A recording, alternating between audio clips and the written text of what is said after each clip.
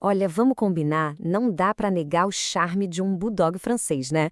Eles são, sem dúvida, uma das raças mais queridas do mundo, e grande parte disso vem daquela variedade incrível de aparências que a gente vê por aí. É cada cor, cada padrão, um mais impressionante que o outro. Mas por trás de toda essa beleza, existe uma ciência, uma genética bem complexa que a gente precisa, e muito, entender. E essa popularidade deu um boom nos últimos anos, em grande parte por causa desse fascínio, dessa febre das chamadas cores exóticas que a gente vê hoje em dia. São cães que, sério, parecem verdadeiras obras de arte. E aí é que tá o X da questão. Para a gente construir um cão que é, uau, lindo, o que será que tem que vir primeiro? Porque pensem comigo, antes de sequer pensar na estética, naquela cor de pelagem que chama a nossa atenção, tem uma base, sabe, um alicerce. E se esse alicerce não for sólido, de nada adianta a fachada ser bonita. Então, vamos mergulhar nisso de cabeça. O alicerce, a base de qualquer criação séria e responsável, é ter um controle muito, mas muito rigoroso das doenças hereditárias. E olha, no bulldog francês tem algumas que são, nossa, absolutamente cruciais de se entender. A primeira, e talvez uma das mais impactantes, é a combinação de condrodistrofia e condrodisplasia. Nomes complicados, né? Mas basicamente são condições genéticas que bagunçam todo o crescimento dos ossos e das cartilagens. O resultado que a gente vê são aqueles cães com as perninhas bem curtinhas, desproporcionais. Mas o problema, e isso é muito importante, vai muito além da aparência. Isso leva a uma degeneração das articulações super cedo na vida do cão. E a genética aqui, pessoal, é dominante. O que isso quer dizer? Que basta uma cópia do gene para a coisa acontecer, para o cão ser afetado. E se a gente olhar aqui na tabela, dá para ver como um problema vai somando no outro. A CDTPA, por exemplo, encurta as pernas. Agora, a CDDI, essa é a vilã da história. Além de também encurtar as pernas, ela joga o risco de hérnia de disco lá para cima.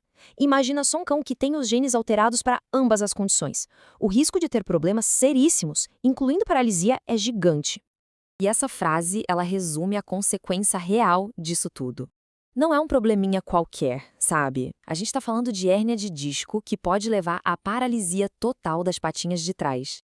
É uma situação extremamente dolorosa que, nossa, simplesmente destrói a qualidade de vida do bichinho. Agora, outra condição bem séria, a mielopatia degenerativa, ou DM. É uma doença, gente, que é muito cruel, porque ela é progressiva, vai piorando com o tempo. Ela ataca a medula espinhal e no comecinho é fácil confundir com problema de disco. Começa de um jeito sutil, o cão perde um pouco a coordenação, mas ela avança, e avança sem dó. E aqui tem um detalhe fundamental. A herança da DM é recessiva. Pensa assim, o cão precisa de 2 cópias do gene ruim, o DM/DM, para estar em risco de verdade. Se ele tiver só uma cópia, o chamado portador, N/DM, ele não vai ficar doente, mas ele pode passar esse gene para frente. É por isso que o teste de DNA é a nossa única ferramenta. É a única forma da gente saber quem carrega o gene e evitar que nasçam filhotes em risco. Ok, então o DNA é super importante. Mas, olha, a avaliação de um bom cão não para por aí. Nem tudo, infelizmente, aparece num teste de DNA. Algumas das condições mais sérias da raça só dão as caras em exames de imagem, tipo um raio-x. A hemivértebra é um exemplo perfeito disso. O que é?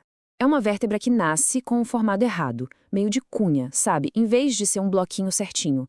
E o interessante é que isso está ligado ao gene que dá aquela cauda curtinha que é uma marca da raça. Só que tem um porém.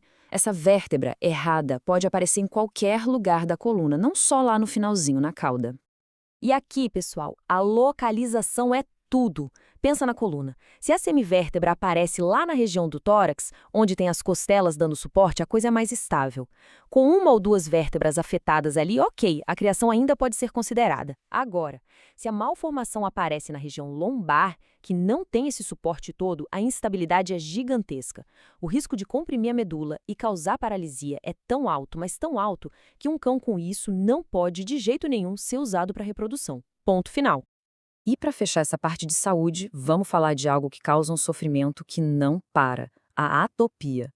Pensa assim, o cão que tem atopia, ele já nasce com uma falha de fabricação na pele. A pele dele, que devia ser um escudo, é meio furada. E aí tudo que é alérgeno entra com facilidade. O resultado? Um ciclo que parece não ter fim, de coceira, inflamação, infecção de pele, otite. é uma condição que não tem cura, é para a vida toda e causa um sofrimento constante para o bichinho. E a ferramenta que nos ajuda a desvendar tanto essas doenças quanto a genética das cores é o teste de DNA. E olha, o processo é super simples. É só pegar uma amostra da bochecha com um cotonete especial, o swab, deixar secar direitinho e mandar para o laboratório. Parece um passo pequeno, né? Mas o impacto que isso tem é gigantesco. Beleza, no final das contas, essa responsabilidade está nas mãos de quem cria e de quem ama a raça. Então a pergunta que fica para a gente refletir é: na hora de moldar o futuro do bulldog francês, a gente vai escolher priorizar um alicerce sólido e saudável ou vai se deixar levar só pela camada de tinta da fachada? Porque essa escolha, ela define o bem-estar de muitos e muitos cães pelas próximas gerações.